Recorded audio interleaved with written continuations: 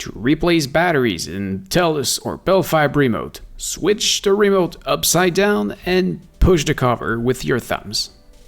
Easy as that. And then you'll find inside 2 AAA batteries.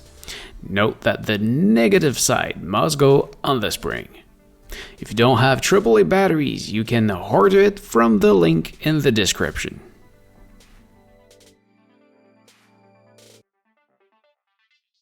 When the batteries are in place, now you just have to put the cover in place.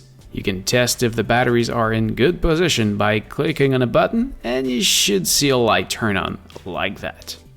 And we are done.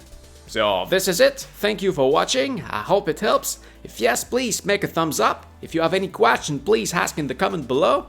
I may simply answer you or even maybe make a video just for you.